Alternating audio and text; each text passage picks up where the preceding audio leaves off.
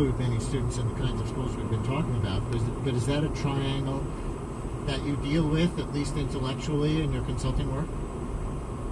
Absolutely, and it is a complicated issue to deal with. Again, sort of teasing out class and race, and Phil touched upon this. The caller who mentioned her grandfather being a naturalized citizen in 1919, even thinking about to become a naturalized citizen in the United States based on the 1790 Naturalization Act, you had to be first declared a white person, and how whiteness changed over time. It wasn't until 1952 that those laws were taken off the books. But I think about when we talk about whiteness, it's difficult to focus on whiteness without talking about the socioeconomic piece. And many scholars would agree that part of the construction of whiteness is certainly predicated in socioeconomics and creating this identity as a justification of sort of why we can create systems and policies where we can justify disproportionate allocation of resources to one group and not another. And if you think about political alliances and the like, and the creation of whiteness and why some might create political alliances with certain either parties, what have you, to the detriment of their own best interests, the saliency of whiteness, I think, becomes really important. Derek, you're black. Phil, you're white. Do you feel your roles as educators need to be different in any way, just from that fact? Phil, do you?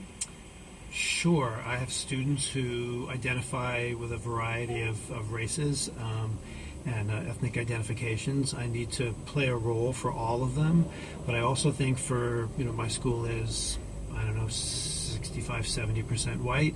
I need to demonstrate to the white majority in the school what it means to be a white person in our community and how one can grow in that identity. Derek, same question.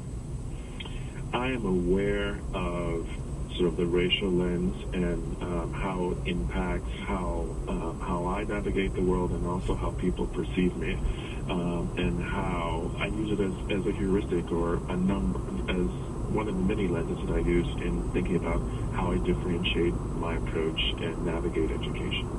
How important is it that there are people like Phil in the world who are white and taking activist stances on this as educators? Critically important, because the expectation is that I will naturally be gravitate to this work, and the expectation probably also is that I don't have any scholarship, and I'm just speaking about my experiences. So to have someone like Phil who is part of the structure, and to have someone like Phil who has the power and agency of role and the like to be involved in affecting change is critical. And we also just know that people will hear, particularly around race, this message differently from Phil than they will from me. So people like Phil are critically important to moving the needle.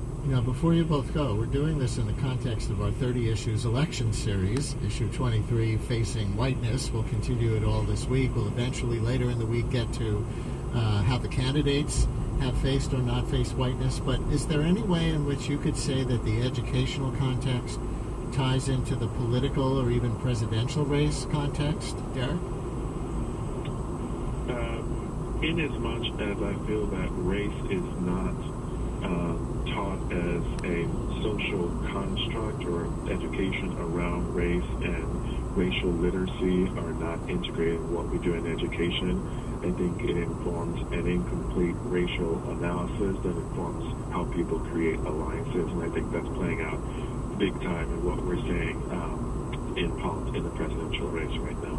And Phil, kind of same question. Even in our last hour when we were talking about the basket of deplorables comment and the isms that was tied to, or anything that inspired that comment, are these teachable moments? Can you educate around that without censoring yourselves, even as you certainly don't want yourself or your faculty to be partisan?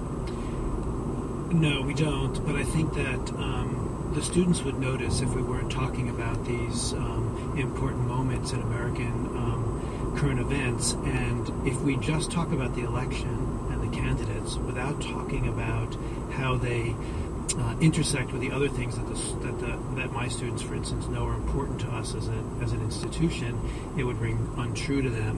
So to speak about this election without speaking about the racial overtones or the religious overtones and some of what's been said, I think would be dishonest. Phil?